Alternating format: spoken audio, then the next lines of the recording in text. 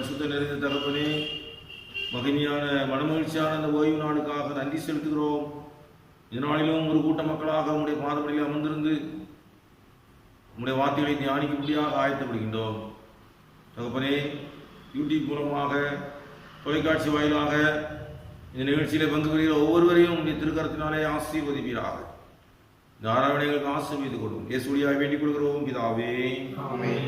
என்னுடைய நாமத்துக்கு மகிமை உண்டாக. யாவரும் எழுந்து ஆராதனைக்கு ஆரம்பமாக ஆராதனைக்கு இதழ்கள் 8 பாடுவோம். தெய்வன்பின் வெள்ளமே, திருவருள் தோற்றமே, மெய்மனது ஆனந்தமே.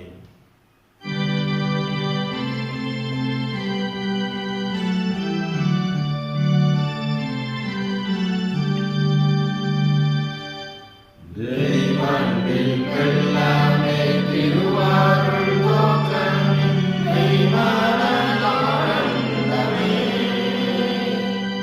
செய்யனின் சம்பாதம் சேவிக்கையுமே, ஐயானி அடிவானிந்தே. செய்யனின் சம்பாதம் சேவிக்கையுமே, ஐயானி அடிவானிந்தே. சொந்த முனதெல்லாம் சோரவழி செல்ல எந்தாலும் நீ வேணுயா. உந்திக்க மனமா பூமாலை கொண்டு நீ பொற்பாதம்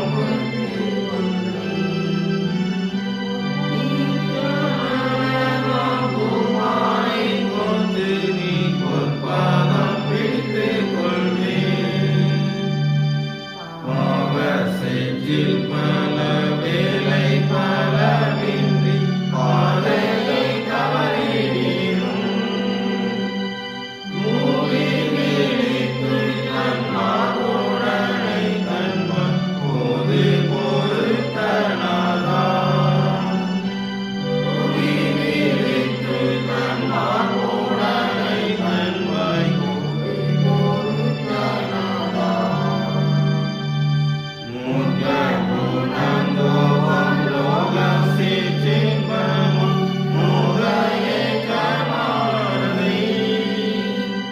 தாக்கியான் தடுமாறி தைகிடும் வேளையில் கற்பராகாத்தருள்வார். தாக்கியான் தடுமாறி தைகிடும் வேளையில் கற்பராகாத்தருள்வார்.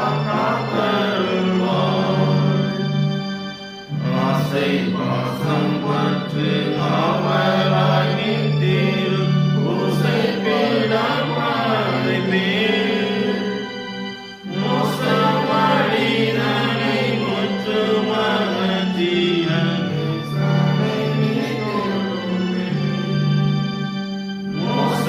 மோசமழிதனை முற்றுமகற்றிய நேசனை. மரணமோ ஜீவனோ மர்மயோ பூமியோ மர்மயோ மர்மமோ. சிருஷ்டியோ உயர்ந்ததோ தாழ்ந்ததோ பிரிதிடுமோ தேவன்வழி. சிருஷ்டியோ உயர்ந்ததோ தாழ்ந்ததோ பிரிதிடுமோ தேவன்வழி. தெய்வன்பின் வெள்ளமே, திருவருள் தோற்றமே, மெய்மனதானந்தமே. செய்யனின் சம்பாதம் சேவிக்கையுமே, ஐயானி அடிவானிந்தே. செய்யனின் சம்பாதம் சேவிக்கையுமே, ஐயானி அடிவானிந்தே. ஜெபம் பண்ண கிடவோம். சர்வவல்லமை மிகுந்த இரக்கமுள்ள பிதாவே, தப்பி போனார்களே போல நித்தியம் சுகப்புறம் இழந்து வந்தோம். பிரசித்தப்படுகிறதமாய் யுத்தம் செய்தோம். இதுவரை செய்யாமல் செய்ததால் செய்து வந்தோம். சிறுமையிலே ஆண்டவரே, திருவிழாவாய் இயேசு கிறிஸ்துவினால் மனிதர் செய்த வாக்குறுதியின்படியே நிர்வாகிகளோடு திரும்பும். மிகவும்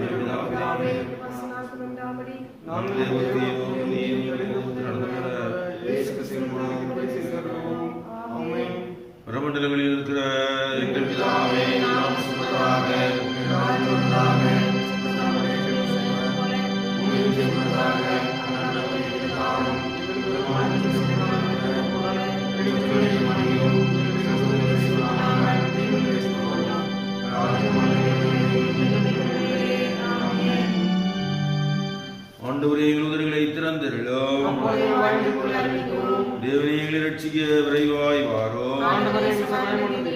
பிதாவுக்குமார் பரிசுத்தாவிக்கு மகிமை உண்டாவதாக.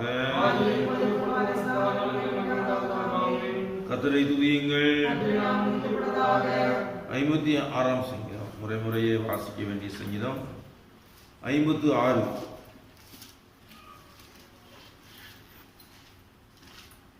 தேவனே எனக்கு இரங்கும், மனுஷன் என்னை விழுங்க பார்க்கிறான், நாள்தோறும் போர் செய்து என்னை ஒடுக்குகிறார்.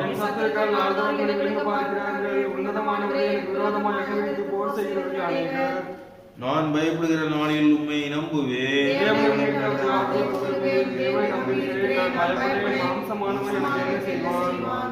நித்தமும் என் வார்த்தைகளை புரட்டுகிறார்கள், எனக்கு தீங்கு செய்வதே அவர்கள் முழு எண்ணமாய் இருக்கிறது.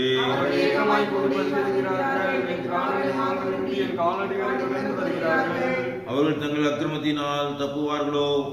தேவனே கோபம் கொண்டு ஜனங்களை கீழே தள்ளோ.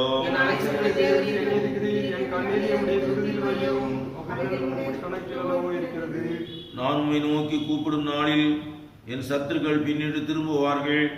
தேவன் என் பட்சத்தில் இருக்கிறார் என்பதை அறிவேன்.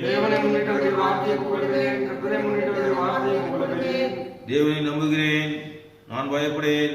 மனுஷன் எனக்கு என்ன செய்வான்? நான் தேவனுக்கு முன்பாக ஜீவனுள்ளோருடைய வெளிச்சத்திலே நடக்கும்படி நீர் என் ஆத்துமாவை மரணத்துக்கும் என் கால்களை இடர்களுக்கும் தப்புவியா இருப்பீரோ.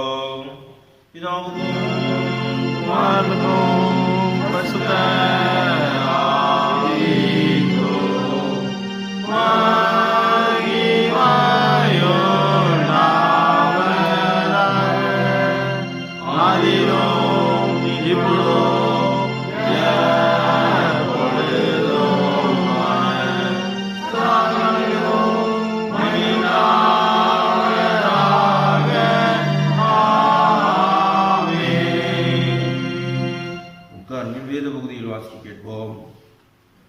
வாசிக்க வேண்டிய வேத பாடம் மத்தேயு 5ஆம் அதிகாரம் 20ஆம் வசனம் முதல் 26ஆம் வசனம் வரை. வேத பாரகர் பரிசேயர் என்பவருடைய நீதியிலும் உங்கள் நீதி அதிகமாய் இராவிட்டால் பரலோக ராஜ்யத்தில் பிரவேசிக்க மாட்டீர்கள் என்று உங்களுக்கு சொல்லுகிறேன். கொலை செய்யாதிருப்பாயாக என்பதும் கொலை செய்கிறவன் நியாய தீர்ப்புக்கு ஏதுவாய் இருப்பான் என்பதும் பூர்வத்தாருக்கு உரைக்கப்பட்டதென்று கேள்விப்பட்டிருக்கிறீர்கள். நான் உங்களுக்கு சொல்லுகிறேன், தன் சகோதரனை நியாயம் இல்லாமல் கோபித்துக் கொள்பவன் நியாய தீர்ப்புக்கு ஏதுவாய் இருப்பான். தன் சகோதரனை வீணன் என்று சொல்லுகிறவன் ஆலோசனை சங்க தீர்ப்புக்கு ஏதுவாய் இருப்பான். மூடனே என்று சொல்லுகிறவன் எரி நரகத்துக்கு ஏதுவாய் இருப்பான். ஆகையால் நீ பலிபீடத்தினிடத்தில் உன் காணிக்கை செலுத்த வந்து உன் பேரில் உன் சகோதரனுக்கு குறை உண்டென்று அங்கே நினைவுறுவாயாகி அங்கேதானே பலிபீடத்தின் முன் உன் காணிக்கை வைத்துவிட்டு போய் முன்பு உன் சகோதரனோட ஒப்புரவாகி பின்பு வந்து உன் காணிக்கையை செலுத்து. எதிராளி உன்னை நியாயாதிபதியினிடத்தில் ஒப்புக்கொடாமலும் நியாயாதிபதி உன்னை சேவகனிடத்தில் ஒப்புக்கொடாமலும் நீ சிறைச்சாலையில் வைக்கப்படாமல் இருக்கும்படியாக நீ உன் எதிராளியோடு வழியில் இருக்கும் போதே சீக்கிரமாய் அவனுடைய நல்மனம் பொருந்தாவிட்டால் நீ ஒரு காசும் குறைவின்றி கொடுத்து தீர்க்க மட்டும் அவ்விடத்திலிருந்து புறப்பட மாட்டாய் என்று மெய்யாகவே உனக்கு சொல்லுகிறேன். வாசிக்க வேண்டிய வேதபாடம் வாசித்தாயிற்று. செய்திக்கு ஆயத்தமாக நாம் யாவரும் எழுந்து நின்று ஆராதனை கீதங்கள் 742 பாடுவோம். ஆராதனை கீதங்கள் 742.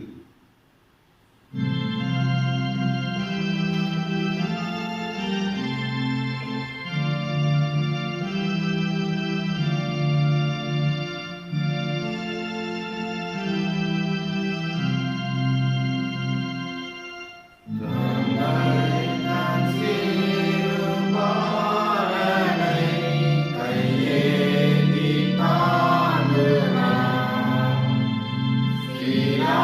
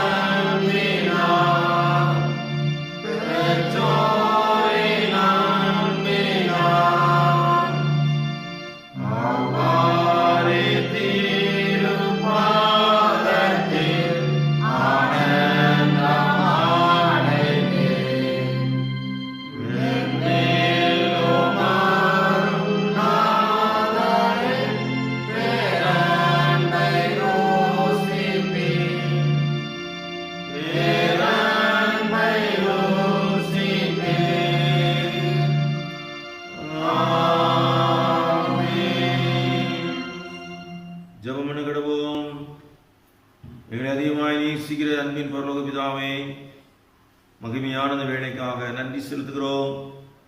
இப்பொழுதும் உடைய வார்த்தைகளை தியானிக்கும்படியாக ஆயத்தப்படுகின்றோம். ஆவியானவரே, எங்களோடு கூட பேசுவீராக. மேயத்தினுடைய மறைபொருளை எங்களுக்கு வெளிப்படுத்த வேண்டுமா இருக்கின்றோம். திறந்த மனதோடு வேதத்தை ஏற்றுக்கொண்டு அதன்படி வாழ தூய ஆவியானவரை உதவி செய்வீராக. இயேசுவடியாய் வேண்டிக் கொள்கிறோம் பிதாவே. உட்காருங்கள்.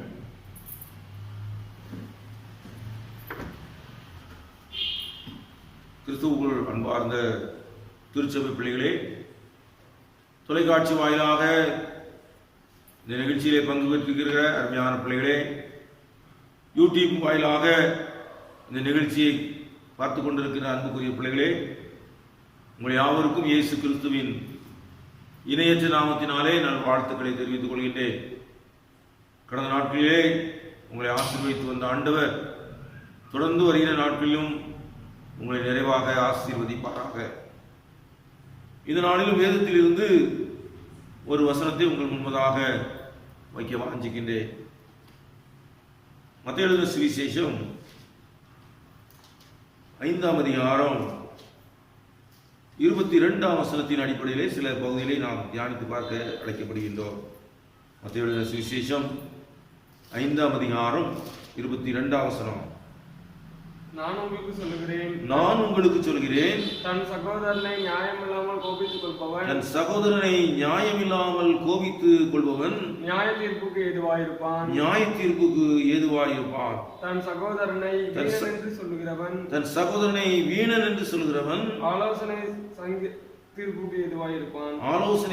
தீர்ப்புக்கு ஏதுவாயிருப்பான். மூடனே என்று சொல்கிறவன் எரி நகரத்துக்கு ஏதுவாயிருப்பான்.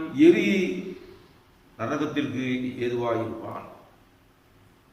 அனுதினமாக காலை தினத்திலே எழுந்தவுடனே பத்திரிகை படிக்கின்ற பழக்கம் அநேகருக்கு இருக்கும். மற்றும் அநேகருக்கு தொலைக்காட்சியிலே செய்தி பார்ப்பதற்காக ஆயத்தமாக இருப்பார்கள்.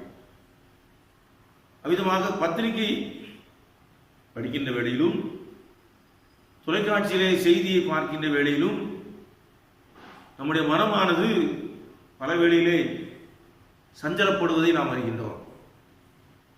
ஏனென்று சொன்னால் பலவிதமான கொலைகள் அங்கே இடம்பெற்றிருக்கும். இந்த ஊர்ல இன்னாரை வெட்டினாங்க, இன்னாரை கொலை செய்து விட்டாங்க, அல்லது 2 பேர் இன்ன நிலையிலே ரோட்டிலே சென்று கொண்டிருந்த ஒரு நபரை கொலை செய்து விட்டார்கள், வீட்டிலே தூங்கிக் கொண்டிருந்த தாயாரை வெட்டி கொண்டு விட்ட மகன் என்று சொல்லி இப்படியெல்லாம் பத்திரிகைகளில் நாம் செய்திகளை படிக்கின்றோம். அப்படி படிக்கின்ற போது நம்முடைய மனமானது மிக சஞ்சலப்படுகின்றது. என்ன அநியாயமாக இருக்கிறது, இப்படி ஈவு இரக்கம் இல்லாமல் கொலை செய்து விடுகிறார்களே என்கிற ஒரு எண்ணம் நடுநிலைமையில் இருக்கின்ற அனைவருக்குள்ளதாக செல்லும். இனி உலகத்திலே இருக்கின்ற மக்கள் 3 வகையாக நான் பிரித்து பார்க்கிறேன். முதலாவதாக தாழ் மட்டத்திலே இருக்கின்றவர், அவர்கள் நீதி நியாயத்துக்கு உட்படாதவர்கள், இஷ்டம் போல எதையும் செய்வார்கள்.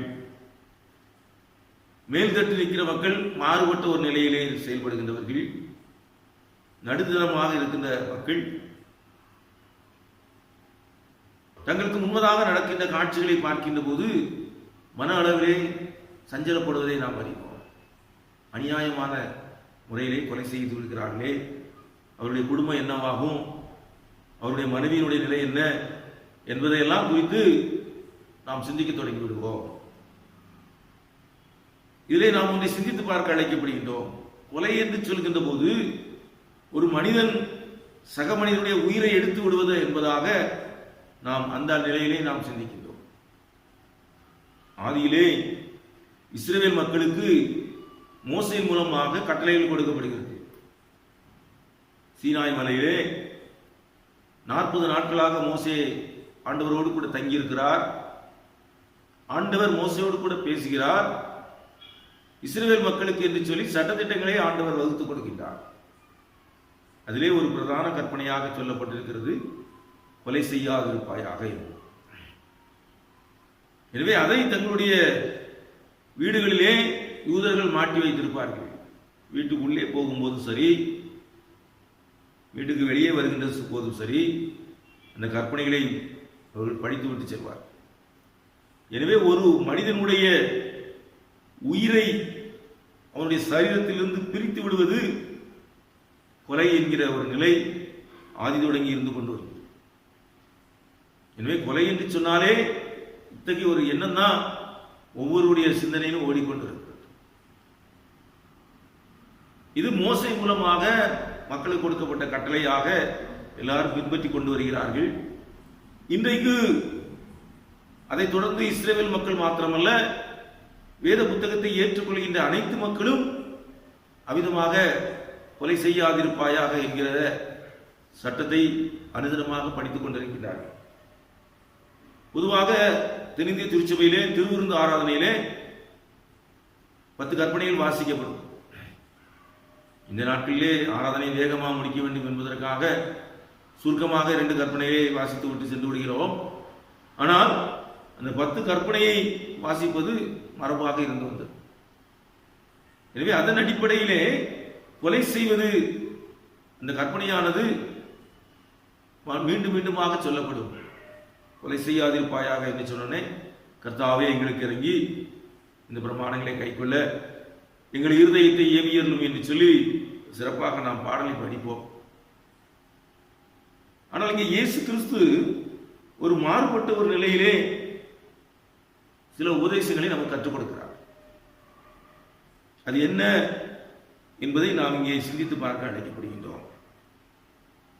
வேதபாரகருடைய நீதியிலும் உங்கள் நீதி அதிகமாக இல்லாவிட்டால் நீங்கள் தேவனுடைய ராஜ்யத்திலே பிரவேசிக்க மாட்டீர்கள் என்று சொல்லி ஒரு எச்சரிக்கையை ஆண்டவர் முதலாவது கொடுக்கிறார். வேதபாரகருடைய நீதி என்ன, பரிசேயருடைய நீதி என்ன? தாங்கள் நியாயப்பிரமாணத்தை உள்ளபடியே பின்பற்றுவதாக சொல்லிக் கொண்டார்கள். மோசே மூலமாக நியாயப்பிரமாணம் கொடுக்கப்படுகிறது. அந்த நியாயப்பிரமாணத்திலே கொடுக்கப்பட்ட சட்டத்திட்டத்தின்படி நாங்கள் சிறப்பாக வாழ்ந்து கொண்டிருக்கிறோம் என்று சொல்லி வேதபாரகரும் பரிசேயரும் சொன்னார்கள். ஆனால் இங்கே இயேசு சுட்டிக்காட்டுகிறார், உங்களுடைய நீதி வேதபாரகரை காட்டிலும் பரிசேயரை காட்டிலும் அதிகமாக இருக்கணும். அப்படி இருந்தால் தான் நீங்கள் பரலோகத்திலே பெரியவர்களாக இருப்பீர்கள் என்று சொல்கிறார். அப்படி என்றால் அந்த சட்டத்தை நாம் எவ்விதமாக புரிந்து கொள்வது? ஆண்டவர் அங்கே விளக்கம் கொடுக்கிறார். கொலை செய்யாதிருப்பாயாக என்று பூர்வதாரருக்கு உரைக்கப்பட்டதை கேள்விப்பட்டிருக்கிறீர்கள். நான் உங்களுக்கு சொல்கிறேன், ஆடித்தனமான செய்தி. நான் உங்களுக்கு சொல்கிறேன் என்று சொல்கின்ற போது ஆண்டவருடைய அதிகாரத்தை பாருங்கள். ஆண்டவர் சர்வ வல்லமை உள்ளவர். அவர் பூமியை தம்முடைய விருப்பப்படி படைக்கின்றார், மனிதனை தம்முடைய சித்தத்தின்படி படைக்கிறார், தம்முடைய சாயல்படி படைக்கின்றார். எனவே இவ்விதமாக வாழ வேண்டும் என்று சொல்லி நெறிமுறையும் கற்றுக் கொடுத்திருக்கிறார். அதன் அடிப்படையில் தான் ஆண்டவர் சொல்றார், நான் சொல்றேன் கேளு. வேதபாரக பரிசேயர் முன்னாலே இப்படி சொன்னாங்க, மோசேயின் மூலமாக இவ்விதமாக சொல்லப்பட்டது. அந்த நீதியை நீங்கள் பின்பற்றி வருகிறீர்கள். நான் உங்களுக்கு சொல்கிறேன், ஆண்டவர் சர்வ வல்லமை உள்ளவர், இருக்கிறவராகவே இருந்தவர், இருக்கிறவர், இன்னும் இருக்க போகிறவர். இங்கே சொல்றார், நான் சொல்கிறேன். நம்முடைய குடும்பங்களிலே பல வேளையிலே பலவிதமான எண்ண ஓட்டங்கள் ஓடிக்கொண்டிருக்கும். ஒவ்வொருவரும் ஒவ்வொரு கருத்தை சொல்வார்கள். கடைசியில் அந்த குடும்பத்தினுடைய தலைவராக இருப்பார், நான் சொல்றதை கேள்வி. அதற்கு பின்பதாக மற்றவர்கள் சொன்ன அனைத்து காரியங்களும் அங்கே எடுபடாமல் போய் இந்த குடும்ப தலைவர் சொன்ன காரியமானது மேலோங்கி நிற்பதை அறிவோம். அதே போன்றுதான் இயேசு சொல்றாரு, மோசே கொடுத்திருக்கிறாரு, பரிசேயர் வேதபாரகர் நீங்கள் அதை பின்பற்றி கொண்டு வருகிறீர்கள், எல்லாவற்றிற்கும் மேலாக நான் சொல்கிறேன் என்று சொல்லி ஆண்டவர் தன்னுடைய அதிகாரத்தை அங்கே பதிவு செய்கிறார், தன்னுடைய ஆளுமையை அங்கே பதிவு செய்கிறார். உலகத்திற்கு எல்லாவற்றிற்கும் மேலானவர், எனக்கு அதிகாரம் கொடுக்கப்பட்டிருக்கிறது என்ற நிலையிலே ஆண்டவர் சொல்றார், நான் சொல்கிறேன். என்ன சொல்றாரா?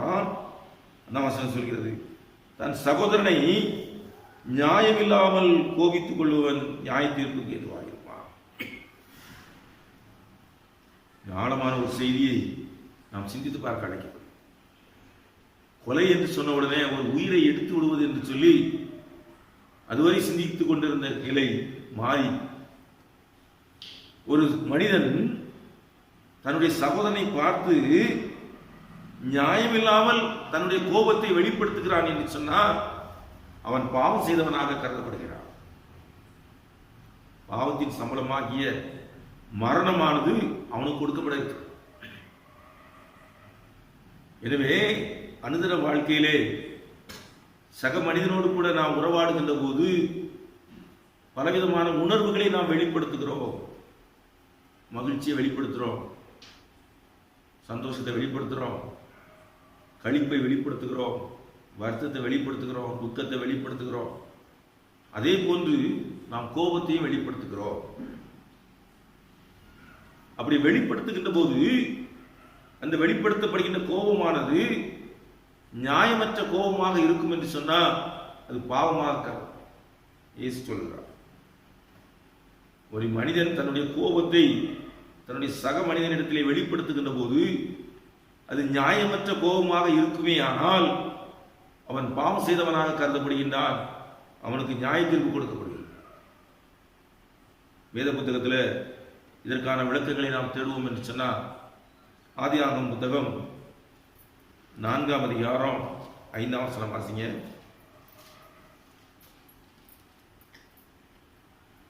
காயினையும் அவன் காணிக்கையையும் அவர் அங்கீகரிக்கவில்லை. அப்பொழுது காயனுக்கு மிகவும் எரிச்சல் உண்டாகி அவன் முகநாடி வேறுபட்டது. இந்த பகுதியிலே காயின் ஆபேலை குறித்ததான செய்தி சொல்லப்படுகிறது. 2 பேருமாக காணிக்கை செலுத்தப் போகின்றார்கள். ஏற்கனவே ஆதாம் தன்னுடைய பிள்ளைகளுக்கு கற்றுக் கொடுத்திருக்கிறார். நாம் இறைவனுடைய படைப்புகள், நாம் இறைவனுக்கு நன்றி செலுத்த வேண்டும், இறைவன் நமக்கு கொடுத்திருக்கின்ற ஆசீர்வாதத்தை அவருக்கு என்று சொல்லி நாம் படைக்க வேண்டும் என்னெல்லாம் சொல்லிக் கொடுத்திருக்கிறார். எனவேதான் அவர்கள் ஒரு நிலைக்கு வந்த பின்பு காணிக்கை செலுத்துவதற்காக போகிறாங்க. அப்படி போகின்ற போது 2 பேருமே காணிக்கை படைக்கின்றார்கள். ஆனால் ஆண்டவர் காயினுடைய காணிக்கையை ஏற்றுக்கொள்ளவில்லை. தன்னுடைய சகோதரருடைய ஆபேலுடைய காணிக்கையை ஆண்டவர் அங்கீகரித்துக் கொள்கிறார். இந்த சம்பவத்தில் ஆபேலுக்கு எந்த விதமான தொடர்பும் இல்லை. இறைவனை உள்ளத்திலே சிந்தித்தவராக தன்னுடைய கடமையை செய்கின்ற நிலையிலே அவர் செய்து கொண்டிருக்கிறார். ஆண்டவர் அவனுடைய காணிக்கையை ஏற்றுக்கொள்கிறார். காயின் தன்னுடைய காணிக்கை அங்கீகரிக்கப்படவில்லை என்று அறிந்த மாத்திரத்திலே தன்னுடைய சகோதரன் மீது அவர் எரிச்சல் கொள்கிறார், கோபப்படுகிறார். நியாயமற்ற ஒரு கோபம். இறைவனுடைய பார்வையிலே எது சரி, எது தவறு, யாருடைய காணிக்கையை ஏற்றுக்கொள்ள வேண்டும், யாருடைய காணிக்கை நிராகரிக்க வேண்டும் என்கிற நிலையெல்லாம் அது இறைவனுக்குரியது. ஆண்டவர் சொல்கிறார், நான் எளியவனை புழுதியில் இருந்து தூக்கி விடுகிறேன் என்று சொல்கிறார். நான் எவனை கனப்படுத்த வேண்டுமோ நான் அவனை கனப்படுத்துகிறேன். எனவே ஒரு மனிதனை இறைவன் ஆசீர்வதிப்பது, ஒருவருடைய காணிக்கையை அங்கீகரிப்பது அது இறைவனுக்கு உகந்த ஒரு காரியம். ஆனால் இங்கே காவியில் செய்த காரியம் என்ன? அவனுடைய காணிக்கை அங்கீகரித்து விட்டது, தன்னுடைய காணிக்கை அங்கீகரிக்கப்படவில்லையே என்கின்ற ஒரு ஆதங்கம் அவனுக்குள்ளதாக வருகிறது. ஆனபடினாலே சகோதரனை கோபத்தோடு கூட அவன் சிந்தித்து பார்க்கிறான். நியாயமற்ற கோபம். அதனுடைய விளைவு நமக்கு நல்லா தெரியும். ஆண்டவருடைய நியாய தீர்ப்புக்கு அவன் நிற்கிறான். ஆண்டவர் என்ன கேட்கிறாரு, ஏன் இப்படி செஞ்ச? பதில் சொல்ல முடியல. தான் செய்ததை அவன் நியாயப்படுத்த முடியவில்லை. என்னுடைய காணிக்கை நீ ஏற்றுக்கொள்ளவில்லை என்று சொல்லி ஆண்டவரிடத்தில் வாதாட முடியல. அவனுடைய காணிக்கை ஏன் அங்கீகரித்தீர் என்று சொல்லி கேட்க முடியாது, கேட்கவும் இல்லை. தான் செய்த காரியத்தை அவன் நியாயப்படுத்துவதற்கு அவனுக்கு வாய்ப்பு இல்லை. அதுக்கு வாய்ப்பு இடமே கிடையாது. ஆனால் அவன் பட்ட கோபமானது அர்த்தமற்ற கோபம் என்று சொல்லி நாம் சிந்திக்கின்றோம். அதன் விளைவாக ஆண்டவர் அவனுக்கு சாபத்தை கொடுக்கிறார். நீ பூமியிலே நிலையற்றவனாக இருப்ப, அது உனக்கு விளைச்சலை கொடுக்காது. ஏன் சொன்னா, நீ உன்னுடைய சகோதரனிடத்திலே நியாயமற்ற நிலையிலே கோபப்படுகிறாய், ஆனபடினாலே அவனை கொலை செய்தாய். இயேசு சொல்ற காரியம் என்ன? உன்னுடைய சகோதரனை நியாயமில்லாதபடிக்கு கோபிப்பாயானால் நீ பாவம் செய்தவனாக கருதப்படுகிறாய், உனக்கு நியாயத்திற்கு ஆயத்தமாக. இரண்டாவது வேதத்திலே ஒரு சம்பவத்தை நாம் வாசிக்கலாம். ஆதியாகமம் 27ஆம் அதிகாரம் 41ஆம் வசனம். ஆதியாகமம் 27:41. யாக்கோபை தன் தகப்பன் ஆசீர்வதித்தது நிமித்தம் ஏசா யாக்கோபை பகைத்து, என் தகப்பனுக்காக துக்கிக்கும் நாட்கள் சீக்கிரமாய் வரும், அப்பொழுது என் சகோதரனாகிய யாக்கோபை கொன்று போடுவேன் என்று ஏசா தன் இருதயத்திலே சொல்லிக் கொண்டான். இங்கே மற்றொரு ஒரு சகோதரர்களை பார்க்கிறோம். நமக்கு எல்லாம் தெரிஞ்ச பகுதி தான் ஏசா யாக்கோபு. இங்கே நடைபெற்ற சம்பவம் என்ன? ஈசாக்கு வயது சென்றவராக காணப்படுகிறார். ஈசாக்கு ஏசாவை அதிகமாக நேசித்தார். எனவே வயது சென்ற நிலையிலே அவனை அழைத்து சொல்றாரு, எப்பா நீ போய் வேட்டைக்கு போயிட்டு வா, எனக்கான ஆகாரத்தை ஆயத்தப்படுத்தி கொண்டு வா, நான் ரொம்ப நாள் இனிமே இருக்க முடியாது, நான் உன்னை ஆசீர்வதிக்கணும் அப்படின்னு சொல்றேன். ஏசாவும் வேட்டைக்கு போகிறார். இதை மனைவிலிருந்து கேட்டுக்கொண்டிருந்த ரெபேக்கா தன்னுடைய இளைய மகனை அழைக்கிறார். இந்த வாப்பா, அப்பா இப்படி திட்டம் போட்டிருக்கிறாரு, நீ போய் நல்ல ஒரு ஆட்டை பார்த்து பிடிச்சிட்டு வா, நான் உனக்கு தர்றேன், போய் கொடு, ஆசீர்வாதத்தை வாங்கிக்கோ. இங்கும் யாக்கோபு வேகமாக ஓடி ஆசீர்வாதத்தை வாங்கினான் என்று சொல்ல முடியாது. தந்தையும் தாயாருடைய வற்புறுத்தலுக்கு ஆளாகின நிலையிலே தான் அவன் போகிறார். ஈசாக்கும் வயது சென்ற நிலையிலே கொஞ்சம் சந்தேகம் வருது. தடவி பார்க்கிறாரு, கைகள் எல்லாம் ஏசாவினுடைய கைகள், ஆனா சத்தமோ யாக்கோபின் சத்தம். ஒரு சந்தேகம் வருகிறது. ஆனாலும் அவர் யாக்கோபை ஆசீர்வதித்து விடுகிறார். நேரம் கடந்து சென்று விடுகிறது. இப்ப ஏசா வரார். கண்கள் இருளடைந்த நிலையிலே ஈசாக்கு இடத்துல கேட்கிறாரு. ஈசாக்கு புரிந்து கொண்டார், ஏற்கனவே நான் ஆசீர்வாதத்தை கொடுத்துட்டேன், இப்ப என்கிட்ட ஒண்ணு இல்லை. அலறாரு ஏசா, துடிக்கிறாரு, ஒரு ஆசீர்வாதம் கூட என்கிட்ட இல்லையா, அங்கலாய்க்கிறார்.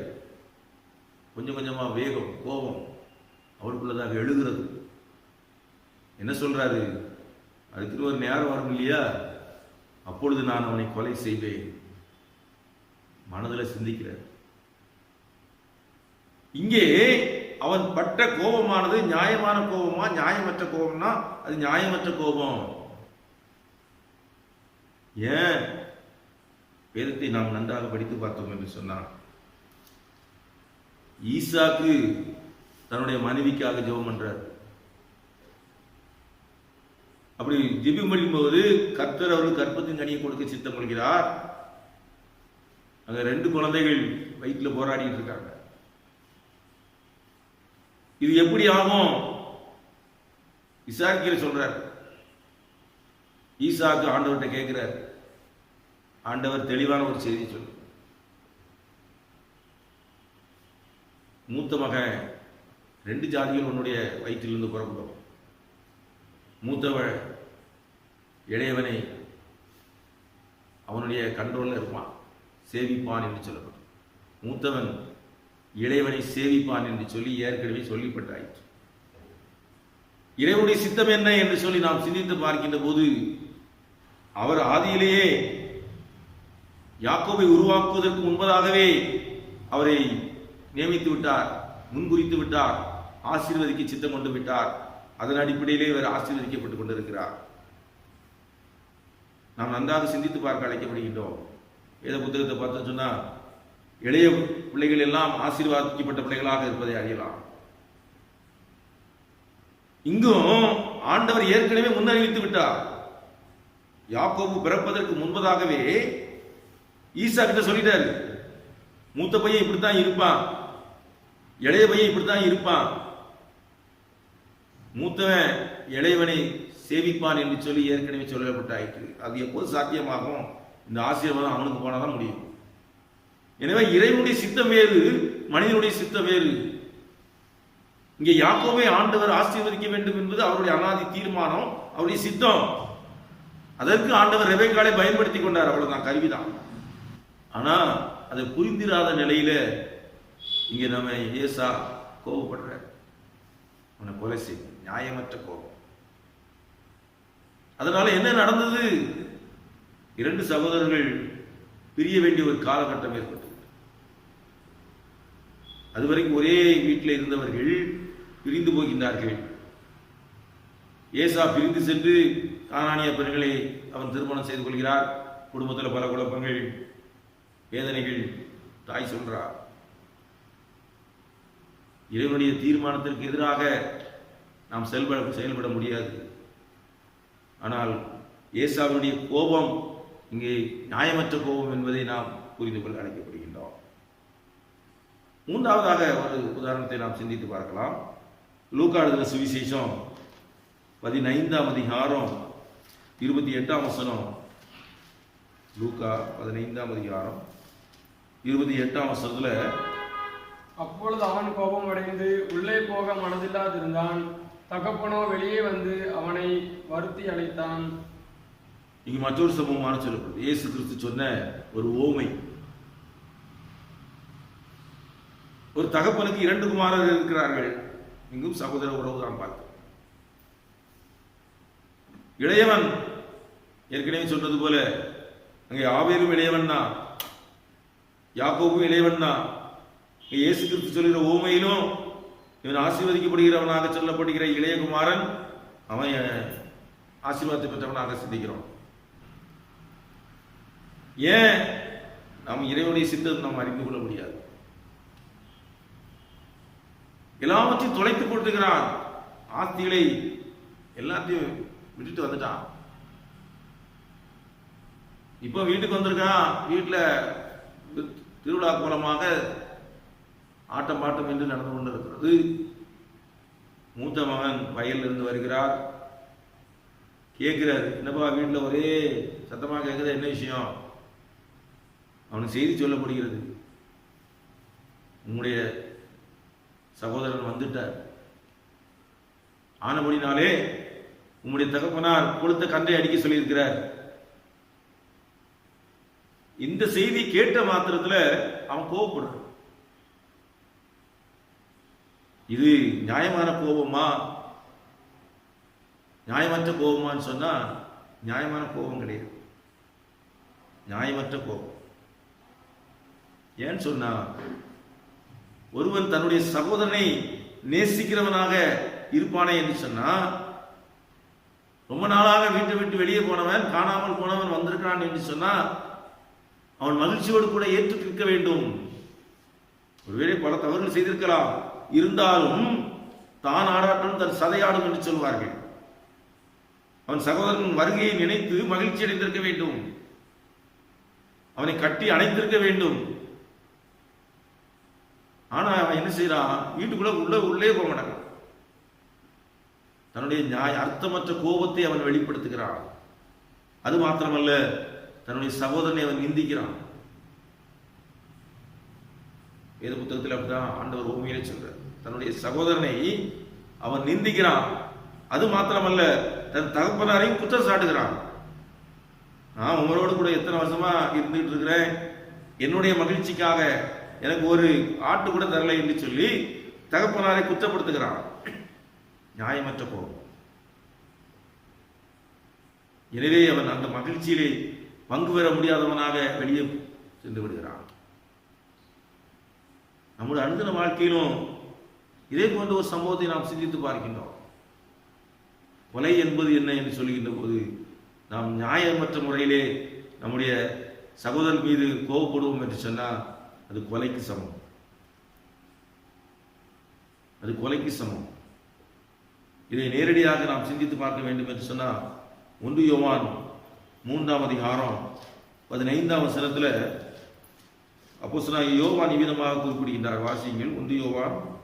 தன் சகோதரனை பயக்கிற எவனும் மனுஷ கொலைபாதகனாய் இருக்கிறான். ரொம்ப தெளிவான ஸ்டேட்மெண்ட் கொடுக்கப்பட்டது. தன் சகோதரனை பகைக்கிற எவனும் மனுஷ கொலைபாதகன் என்று சொல்லி. அப்படியானால் இன்றைக்கு நம்மை நாமே ஆராய்ந்து பார்க்க அழைக்கப்படுகிறோம்.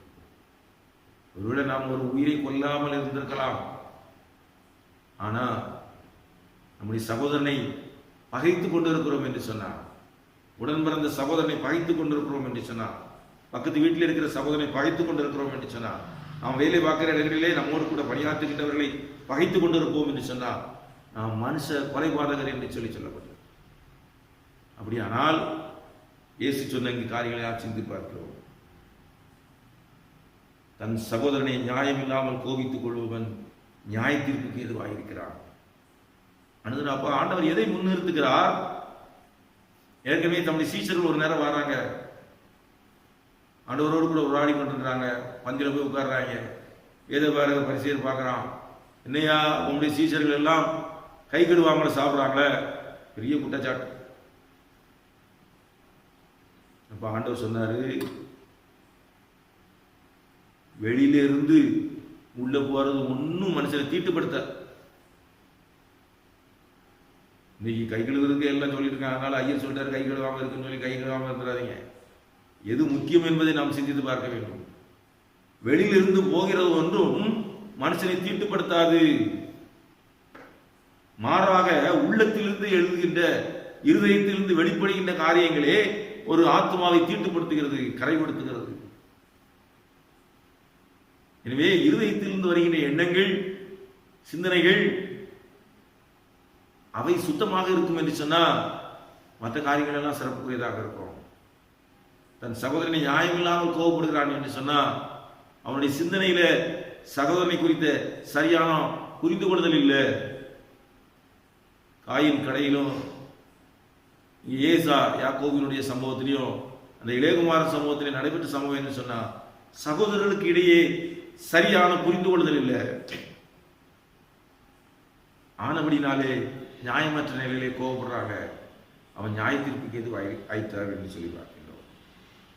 அவன் அறிந்து கொள்ள வேண்டிய செய்தி என்னன்னு சொன்னான், அனுதினமாக வாழ்க்கை சூழல்ல எத்தனையோ பேர்கிட்ட பழகுறோம், எத்தனையோ பேரை சந்திக்கிறோம், பேசுறோம். நாம் நியாயமற்ற முறையிலே சகோதரர்களை பகைத்துக் கொண்டிருப்போம் என்று சொன்னால் நாம் தேவனுடைய ராஜ்யத்துக்கு செல்வதற்கு தகுதி இல்லாதவர்களாக காணப்படுகின்றோம். இயேசு தெளிவா சொல்றார். அதை இன்னும் அழுத்தி சொல்கின்ற போது, நீ கோயிலுக்கு போறியா, சந்தோஷமா போ.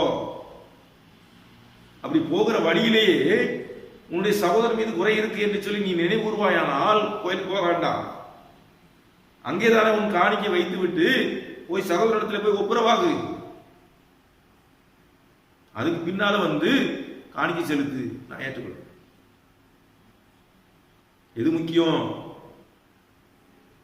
என்று நாம் சிந்தித்து பார்க்கின்ற போது சகோதரரிடையே காணப்படுகின்ற உறவு, மனித நேயம், அது இல்லாத போது இறைவனுக்கு ஏற்புடையவர்களாக நாம் இருக்க முடியாது. இறைமக்களாக அழைக்கப்படுகிறோம். கொலை என்ற உடனே ஒரு உயிரை கொலை செய்வது என்று, உயிரை எடுத்து விடுவது என்று நாம் சிந்திப்பதல்ல. உணர்வுகளை, ஒரு மனிதனுடைய உணர்வுகளை காயப்படுத்துகிறோம் என்று சொன்னால் அது பாவம். சக மனிதனுடைய உணர்வுகளை காயப்படுத்துவது பாவம்.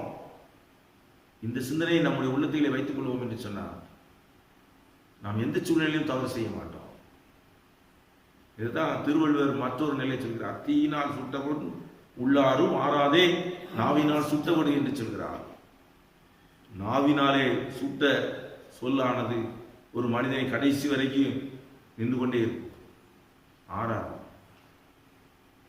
இறைமக்களாக அழைக்கப்பட்டிருக்கிறோம். நம்முடைய அனுதின வாழ்க்கையிலே ஆவிக்குரிய ஜீவியத்தில் வளர்ந்து வருவதற்கு அழைக்கப்பட்ட நாம் சிந்தித்து பார்க்க அழைக்கப்படுகின்றோம். இயேசு தெளிவாக சொல்லிட்டார், தன் சகோதரனை நியாயமில்லாமல் கோபித்துக் கொள்வன் நியாய தீர்ப்புக்கு ஏதுவாக இருக்கிறான் என்று சொல்லி. நாம் அத்தகைய நிலைக்கு சென்று விடாதபடி தேவனுடைய ராஜ்யத்திற்கு செல்லத்தக்கதாக நம்மை ஆயத்தப்படுத்துகின்ற வகையிலே எல்லா மக்களோடு கூட நல்லுறவை வளர்த்துக்கொள்ள நாம் பிரயாசப்படுவோம். இறையாசி நம்மோடு கூட தருவதாக. ஆமீன். மீண்டுமாக நாம் யாவரும் எழுந்து நின்று ஆராதனை கீதங்கள் 256 பாடுவோம். ஆராதனை கீதங்கள் 256.